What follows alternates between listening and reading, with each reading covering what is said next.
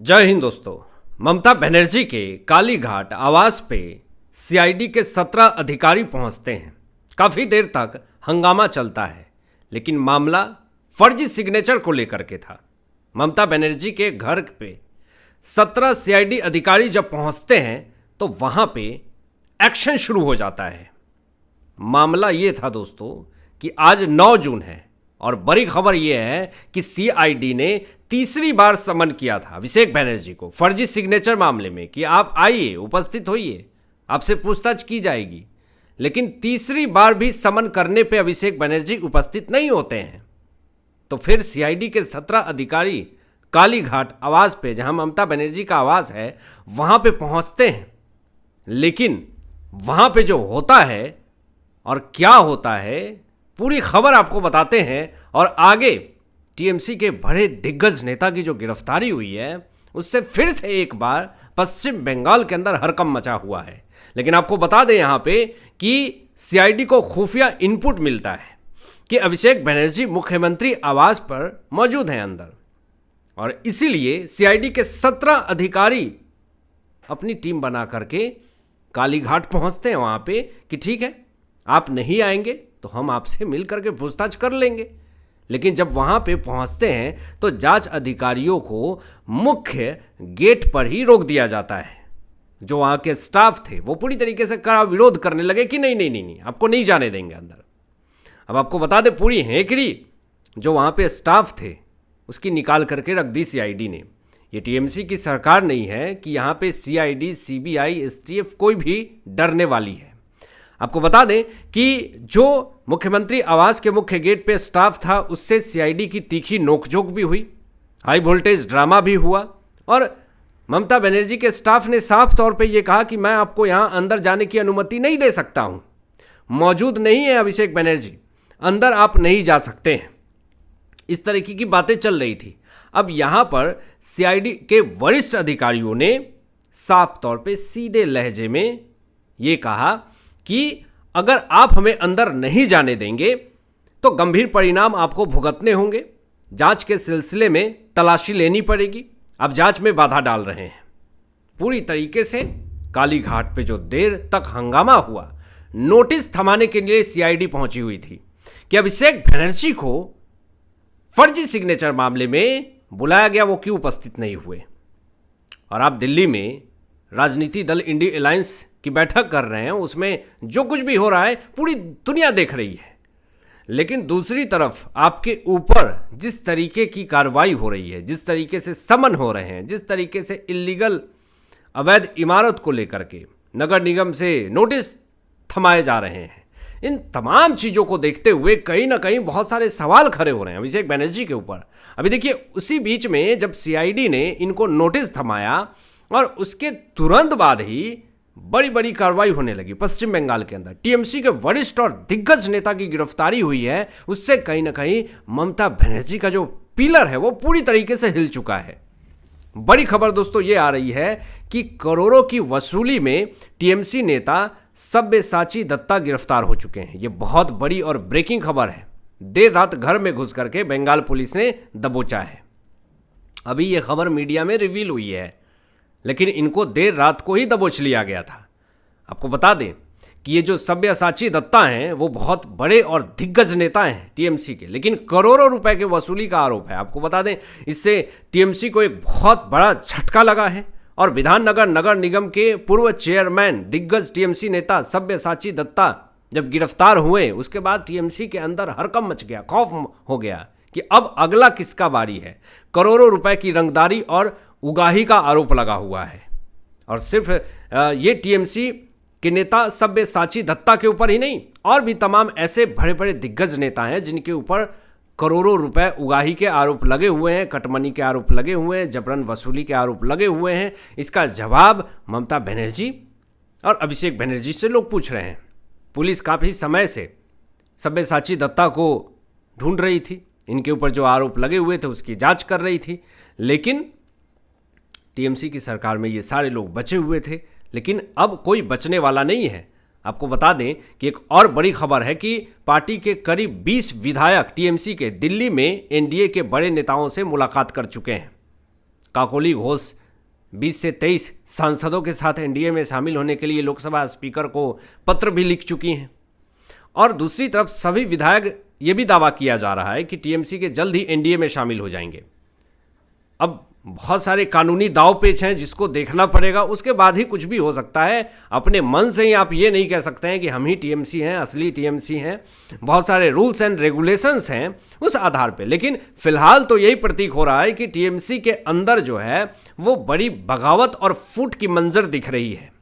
बड़े बड़े नेता, दिग्गज नेता जो हैं वो पार्टी को छोड़ रहे हैं, इस्तीफा दे रहे हैं। अभी देखिए एक बड़ी खबर आई है, आपको बता दें, टीएमसी के बहुत बड़े और दिग्गज नेता ने स्टेटमेंट दिया है। किसने दिया है मैं आपको बताऊंगा, लेकिन उन्होंने साफ तौर पे ये कहा है कि टीएमसी को डुबा करके ही मानेंगे अभिषेक बनर्जी। ये बहुत बड़ा स्टेटमेंट है।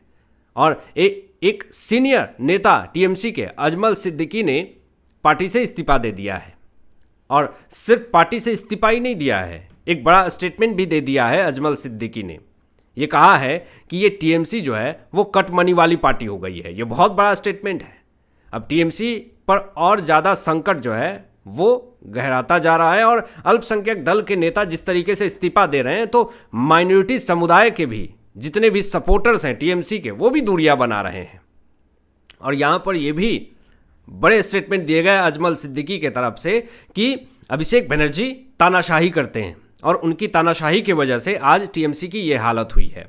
और सिर्फ यही नहीं, अजमल सिद्दीकी ने एक और बड़ा स्टेटमेंट दिया कि पार्टी जो है ऐसी पार्टी हो गई है जिस तरीके से आम आदमी पार्टी दिल्ली में हो गई थी और पूरी बदनामी होने लगी थी और बड़े बड़े दिग्गज नेता पार्टी छोड़ने लगे थे, बिल्कुल वही स्थिति टीएमसी की भी पश्चिम बंगाल के अंदर हो गई है। बड़े बड़े नेता जो हैं वो पार्टी छोड़ रहे हैं, दूरियां बना रहे हैं, क्योंकि उनको ऐसा लग रहा है कि अब कहीं भी जाता हूं लोग पूछते हैं कि आपने कितना कटमनी लिया, आपने कितना जबरन वसूली किया, आपने कौन से भ्रष्टाचार किए। मतलब एक टैग लग चुका है टीएमसी के ऊपर कि टीएमसी मतलब भ्रष्टाचार।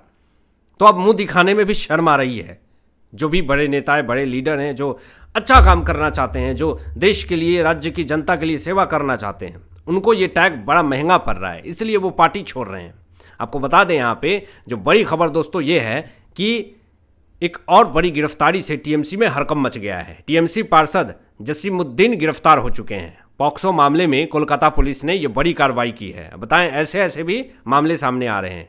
इतना ही नहीं, शुभेंदु अधिकारी की तरफ से जो ताबड़तोड़ फैसले लिए जा रहे हैं, इससे कहीं ना कहीं हड़कंप मचा हुआ है। बड़ी खबर यह है कि शुभेंदु अधिकारी जी ने फैसले लिए हैं कि कितने मदरसे वैध हैं, कितने अवैध हैं।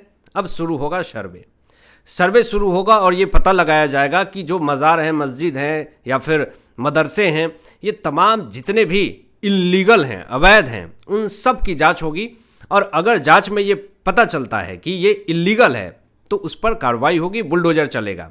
शुभेंदु अधिकारी का ऑपरेशन मदरसा लागू हो चुका है पश्चिम बंगाल के अंदर, और जिन्होंने भी इल्लीगल, जो भी माइनॉरिटी जो कि सरकारी ज़मीनों के ऊपर कब्जा करने की कोशिश करी है, उनको अब छोड़ना पड़ेगा।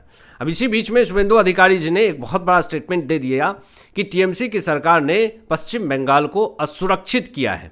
टीएमसी सरकार ने वोट बैंक की राजनीति के कारण लगभग 600 किलोमीटर बॉर्डर की ज़मीन बीएसएफ को न दे करके बांग्लादेश बॉर्डर को खुला छोड़ दिया है। अब बताएं आप कि देश की सुरक्षा पे कहीं ना कहीं सवाल खड़े होता है। ऐसा नहीं कि पश्चिम बंगाल से अगर बांग्लादेशी घुस रहे हैं तो सिर्फ बंगाल के अंदर ही रहेंगे, वो पूरे देश के अंदर भ्रमण करते हैं, वो पूरे देश के अंदर आतंक फैला सकते हैं। तो राष्ट्रीय सुरक्षा पर सबसे पहला खतरा है। तो टीएमसी ने राष्ट्रीय सुरक्षा पर कहीं ना कहीं सवाल खड़े कर दिए, राष्ट्रीय सुरक्षा पे खतरा कर दिया ये लापरवाही करके। आपने 600 किलोमीटर बॉर्डर की ज़मीन बीएसएफ को ना दी और बांग्लादेशियों को घुसाने में मदद की, खुला छोड़ दिया दरवाज़ा कि आइए। तो आरोप लगे हैं कि ये इसलिए इन्होंने ऐसा किया ताकि वोट बैंक की राजनीति कर सकें। और सिर्फ यही नहीं, एक ऐसी बड़ी बात शुभेंदु अधिकारी जी ने कह दी जिससे पश्चिम बंगाल की जनता ये कह रही है कि अब लगता है कि भारत देश में हूँ। पहले तो लगता था कि भारत देश में हूँ ही नहीं। शुभेंदु अधिकारी जी कह रहे हैं कि किसी भी धार्मिक पूजा अनुष्ठान, दुर्गा पूजा, रामनवमी के आयोजन करने के लिए बंगालियों को कोर्ट जाकर के इजाज़त लेनी पड़ती थी। सोचिए, अपने धर्म को ही बचाने के लिए उन्हें कोर्ट जाना पड़ता था कि हमें अपनी धर्म बचानी है, हमें पूजा पाठ करना है।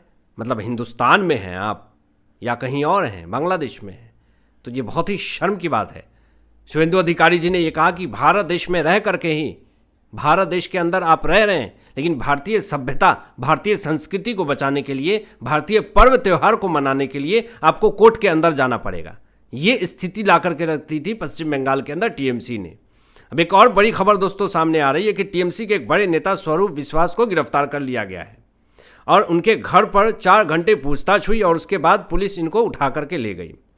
अब जो ममता बनर्जी दिन रात ये कहती थी कि सीबीआई, सेंट्रल गवर्नमेंट की एजेंसियां जो भी हो, स्टेट गवर्नमेंट से पूछ करके ही आप इंटर करेंगे स्टेट में, लेकिन यहाँ पे जैसे ही बीजेपी की सरकार बनती है पश्चिम बंगाल के अंदर, शुभेंदु अधिकारी का ममता बनर्जी के फैसले को पलट दिया और कहा कि बंगाल में सीबीआई को खुली छूट दे दी है कि जाइए आप भ्रष्टाचारियों के ऊपर एक्शन कीजिए, किसी भी तरीके की कार्रवाई कीजिए, आपको समर्थन मिलेगा। स्टेट गवर्नमेंट की पुलिस सपोर्ट करेगी, आपको पब्लिक सपोर्ट करेगी, आप निश्चिंत रहें। इन्फोर्समेंट डायरेक्टरेट, सीबीआई, सीआईडी, तमाम जितने भी सेंट्रल गवर्नमेंट की एजेंसियां हैं, ताबड़तोड़ एक्शन कीजिए, सब सपोर्ट करेगा।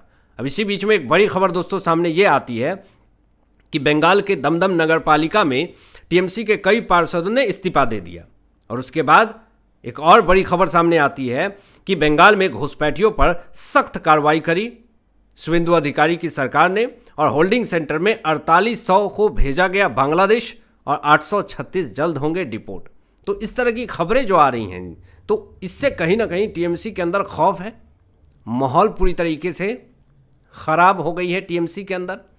पार्टी बचाने की कोशिश कर रही है ममता बनर्जी की किसी तरीके से हमारे जितने भी नेता हैं, चुने हुए नेता हैं, वो हमारे पास रहें, वो कहीं ना जाएं। लेकिन पार्टी के बड़े बड़े नेताओं ने मन बना लिया है कि हमारी विचारधारा जो है वो ममता बनर्जी से अलग हो चुकी है। तो अब विचारधारा की लड़ाई है, इसमें कौन जीतता है कौन हारता है ये तो आने वाला समय बताएगा। फिलहाल आपकी क्या सोच है इन तमाम विषयों पे अपनी विचार व्यक्त कीजिएगा और मिलते हैं लेटेस्ट ब्रेकिंग एनालिसिस के बाद। तब तक अपना ध्यान रखें, ख्याल रखें। सत्यमेव जयते। जय हिंद।